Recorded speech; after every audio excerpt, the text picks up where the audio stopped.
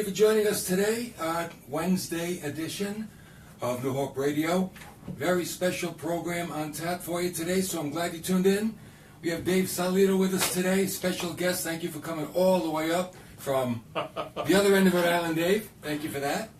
And Dave is the executive director of the charitable foundation of Job Lot.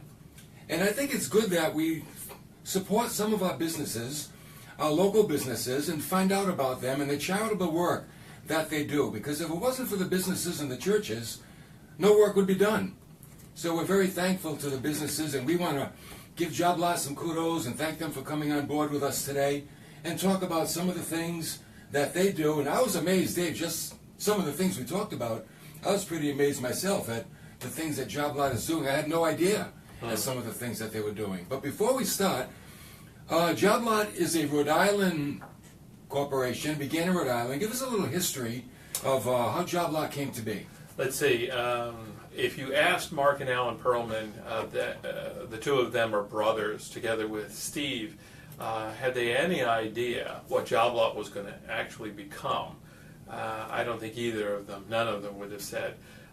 It was in, I believe it was 1977, they had come across a couple of deals, whether it was shoes or umbrellas or so forth and so on, and they decided to test the concept of a Job Lot. You know, so there's kind of stores like that where they grew up, which was in New York.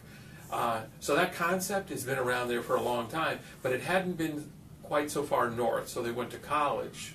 They went up to URI, and they said, "Let's try this deal." Mark is an engineer by training. Steve Erno is an engineer, as well as Mark's brother Alan is a lawyer. You know, so this was a little bit of a distance. They had a little bit of retailing in their blood, so they tried it out, and it was a big hit.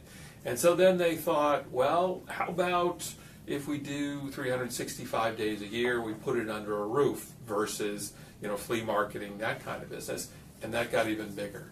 So that was one store in North Kingstown. Now we're at 127 stores in 8 different states.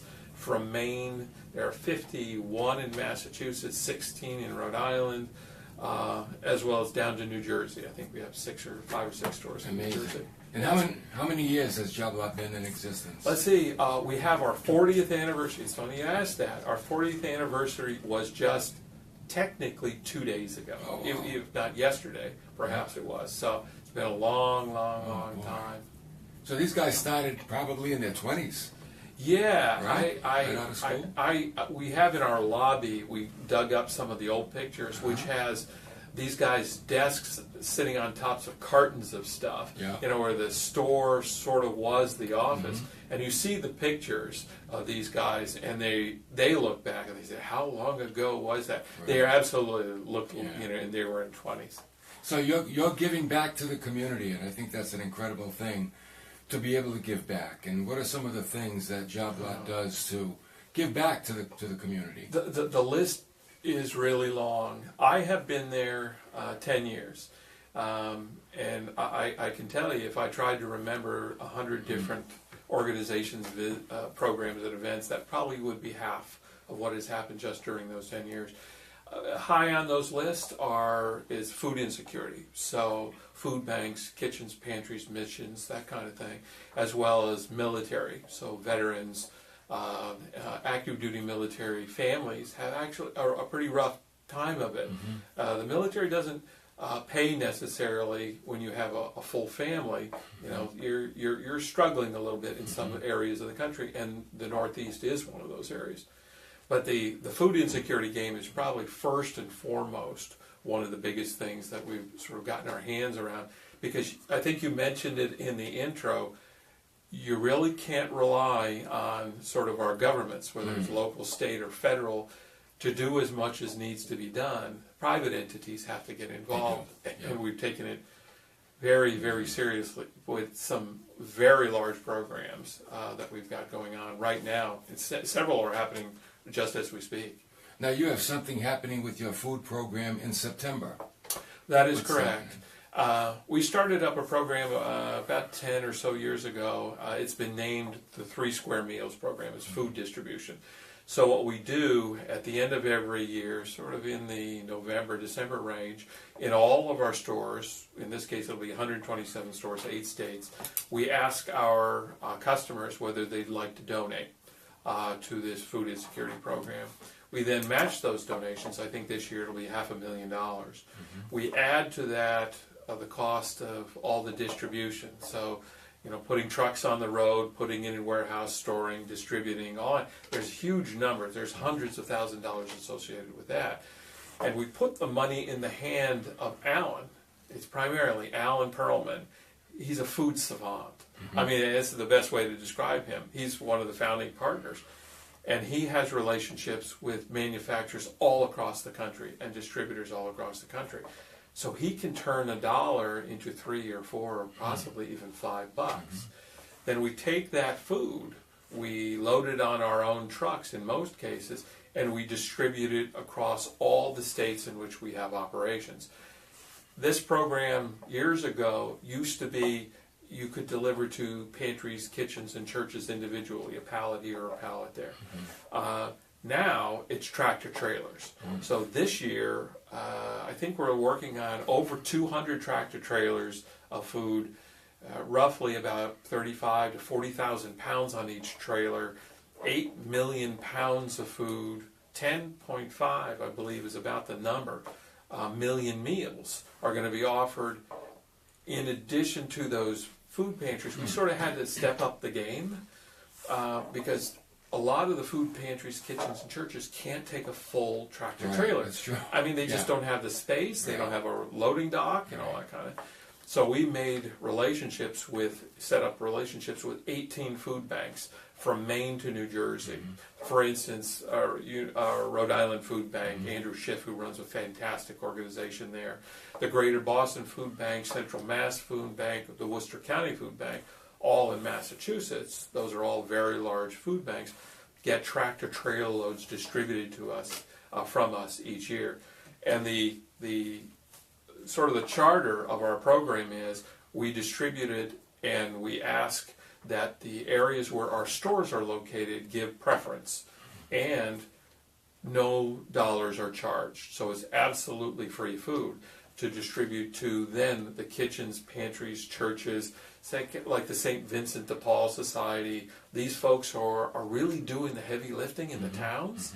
They're the ones who can now go to the food bank, and if I'm donating pasta from Prince Pasta and Barilla pasta sauces, they can go to the food bank and get it for nothing. Oh, wow.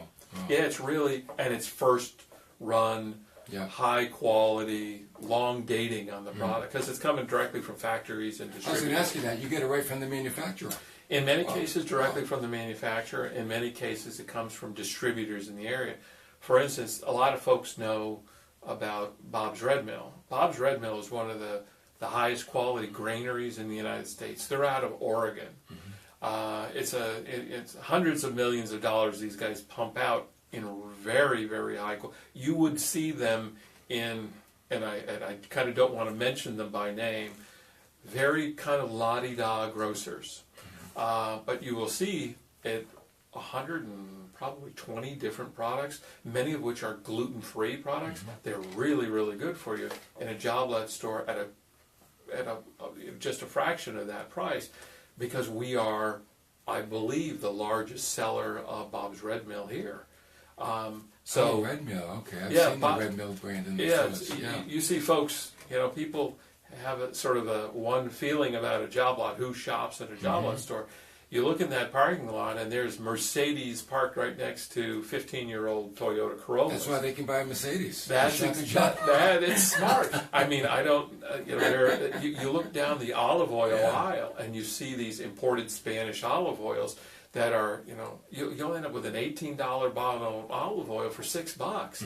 And you look at the dating and you're a year out and better. So it's really... I get my olive oil there. There you go. Italian imported olive oil. There has, I think there's no less than maybe 10 different brands on that shelf. And folks come in and they say, I had no idea you got this there. And when you sort of have that weight in the food community, deals and opportunities come to us. And now what we're doing is many food banks that we're working with, the large food banks, they're coming back to us and saying, we're short of peanut butter, we're short of tuna fish, we're short of chip protein products, we need pasta, we need beans, canned vegetables. Can you help us buy those? And we are now, because we are a large buyer of food, so we're buying for them and then distributing it, and in many cases free of charge. So when you think about the business aspect of Joblat and then the charitable aspect, how would you summarize the philosophy of the business? It's an interesting thing. The charitable aspect in many companies, and I come from a couple of large Fortune 500 companies before coming to Joblat. You have the charitable foundation, that philanthropy is treated separately. Separate people run it, separate people operate it. It's kind of off to the side. And then you have your profit-making entity, in this case a retailer, with operations that are second. This one, it's part and parcel. The giving part of Joblat is what they do. It's almost, they're kidded all the time. You have a retail store that supports the philanthropy. It's really a philanthropy that also happens to have a retail store attached to it. And a lot of the benefits, a lot of the things that Joblat does naturally, like finding value and passing it on. You buy your olive oil there. Well, can you imagine a food bank or a pantry that says, I want to get peanut butter, I need to get peanut butter cheaper? Well, there's really nobody who's going to buy it at a better value than some of the people that are shopping or that are the buyers at Joblat. So it's all intertwined. It really is. I had a wild experience, the food aside, I think it was about 4 years ago. We were going through an airport and we witnessed what's called the honor flight. And simultaneously, I was going through Washington, D.C. airport. Mark Perlman had heard from his son, who at the time was living in Washington, D.C. An honor flight is essentially, it's a philanthropy that takes World War II veterans free of charge to the World War II Memorial in Washington. We had sort of done a calculation at the time. The average participant in that program was, in their late 80s and approaching 90s, and we sort of did the math. The memorial was, at that point, still relatively new. Bob Dole put it into place, and these guys, in whose honor this was built, were in their, they may pass away before most will see it. So Honor Flight was established in Ohio. Now there are Honor Flight hubs all over the country. All the major cities have one. New York, all over New Jersey, Connecticut, all the way to California. So we came to the conclusion the honor flights were doing about 10 or 15 of these veterans at a time. And we decided, let's do something really stupid. Let's charter planes in multiple cities. We'll bring guardians and healthcare professionals, and we will take the largest honor flight contingent ever. An insurance friend of mine, a guy who was involved in a very large insurance company, called me when he heard we were going to be doing this, and he said, David, you know what the chances are that you're going to have an incident with average age of 90 years old, and you're going to do 1,000. 1,000 on multiple planes out of New York, Massachusetts, Rhode Island, Connecticut. Aren't you concerned about that? And Mark Perlman, who was behind this, he said, well, what is our choice? Because we're afraid not do it? Of course we're going to do it. Knock on wood, with the grace of God, we had no incident, but it was the largest, and this was about 4 years ago, it was the largest honor flight ever. We had 18 tour buses meet the planes at the airport. We had Colin Powell, CNN, Ted Koppel, everybody showed up, and you went to the monument. It was awash in red shirts, which were the Guardians, and blue shirts, which were the veterans. And it really, I've now done 15 honor flights with Ocean State Joblat, with honor flights all over New England, from north in New Hampshire, Connecticut, Rhode Island. And they continue to do that. They continue Wow. to do it, and Wow. we continue to support it. Wow. But it was one of those, moderation isn't one of those things we do well. Yeah. You know, we got involved in that, and it was the largest, it still is, the largest honor flight in the country. Wow. And that includes New York City, San Francisco, Los Angeles, all of them. Yeah. The food program has gotten, it's massive. And I'll very often do ride-alongs with these when we deliver the food, just to see what the reactions are from the food bank folks, as well as the pantries. And we just started a new program in New Hampshire, because our stores are a bit sprawled out, and there's one food bank that has to hit pretty much the entire state. So what we said we'd do is we're going to develop another program in addition to the 3 square meals. We're going to develop pallets to pantries, and we're going to drop pallets in our stores and with smaller pantries that are close to those stores to try to meet the need, the food insecurity. In New Hampshire, they have a food insecurity nightmare. It's a problem. It's what they refer to in the industry as a food desert. They said, Really? we're in the community, which means we're partners, we're neighbors. We have to do something about this. We've got to try. So we've been doing this for years. The Pantries program just launched just within the past month, 6 weeks or so. Wow. So those are the kinds of things we're Yeah, involved in. and you know, a lot of folks don't realize what goes on Oh, they have no behind idea. the scenes at Job Lot. That's why I wanted to do the program and let people know that, you know, we need to support the stores that are doing the work because they give back. And it's so important to give back like you guys are doing at Job Lot.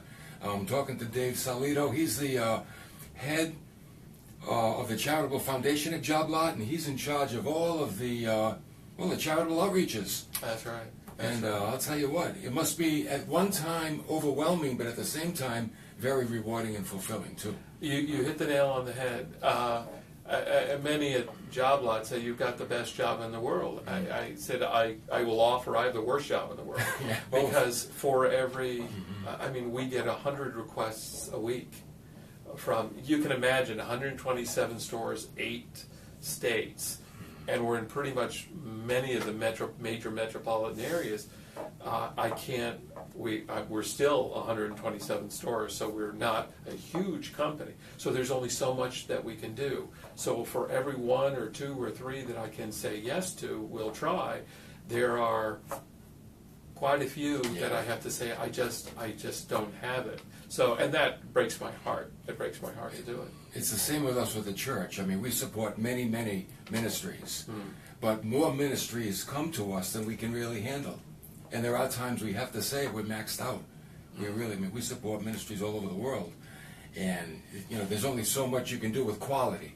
That's You want to do what you do with quality, not just a nickel here, a nickel there, but you want to put dollars into something, not pennies, because that's not going to make much of a difference. Well, I think we bring an interesting, solution to some of this mix, because say for instance St. Vincent de Paul, which I love the organization.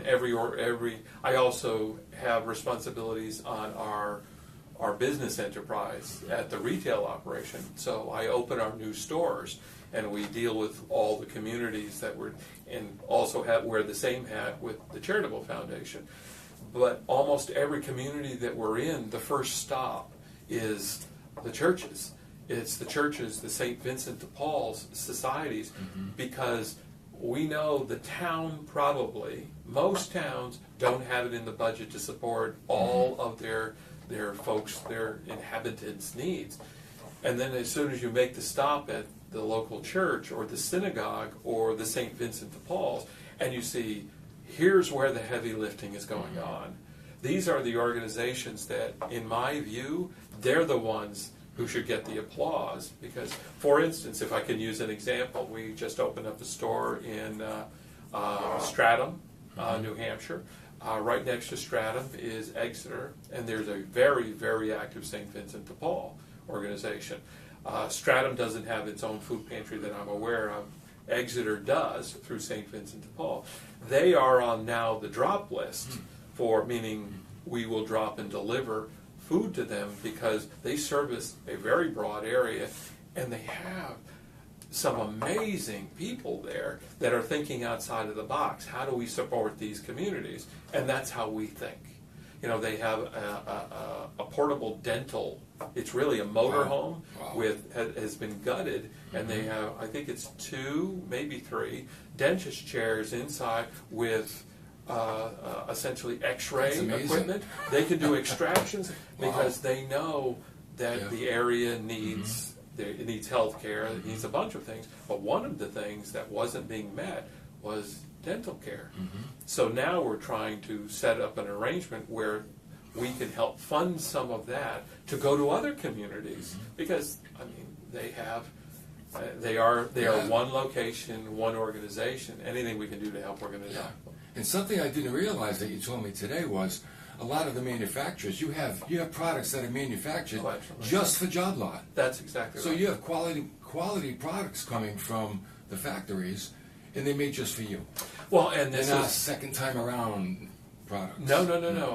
There is a lot of there are organizations retailers that work in the salvage business. You know, so a building catches fire and there's sort of, and you open up the case and it sort of smells like there was a fire, or you know there's a flood, so things like that. Job Lot doesn't do salvage. Job Lot does excess inventory with, say, for instance, Kellogg's, and I buy this product for our food programs as well. If Kellogg's were to take a cornflakes, for instance, they'll go from 24 ounces down to 22 ounces, and they only want 22 ounces on the shelf. But they've already manufactured a few tractor-trailer loads of 24-ounce product, but they don't want that on anyone's shelf. They will call us. The distributors will call us and say, all right, I will buy, or they will donate to us that product, because they know I also buy a lot of other Kellogg's product for my stores. So I'll take that product and we'll distribute it to the pantries, kitchens, churches via the food banks across 8 states. It's not available in my store necessarily, but sometimes it is if they allow us to do that. Right. So you have product brands that are good brands and product that is very good dating on it, and in many cases it's made for us, because Job Lot has gotten so large that we sell a lot of product. You know, so between pool chemicals and birdseed and olive oil and cereal product and Bob's Red Mill, it's quite an array. It's coming right to us. Quite a vast assortment of food that you have there. I mean, it is like a department store. There are so many items. You have a whole pharmacy section in the back of the store. The HBC, it's referred to as health and beauty care product. So you end up with, what stores do you know that sell grills, kayaks, Prel shampoo, Spanish olive oil, Tylenol, and Lindt chocolate, and all under one roof. And shock treatment. And that's exactly right. You own a pool, you really need to be going to Job Lot's. I get all my pool supplies at Job Lot. Believe me, I do. Well, and that's how I believe how we connected. Because you had made a statement about seeds. I did. I used the seed. I was talking about the seed. That God's word is compared to seed. Right. And I said it's good seed. It always grows. Not like the seed at Job Lot that they recycle every year. And I received a phone call, and I was glad I did, and I stood corrected. And I was told that you donate all the leftover seed to charity. And every year you have brand new seed that you bring to the stores, and you sell brand new seed. Absolutely. And if I could clarify that one, because that leads into the whole philanthropy end of the game. We have direct relationships with, obviously, distributors as well as Burpee Seed. We're one of the largest sellers in the Northeast, in New England, of Burpee Seed. There's an FDA, I believe it's the FDA that governs seed sales. You cannot sell that seed after its first year.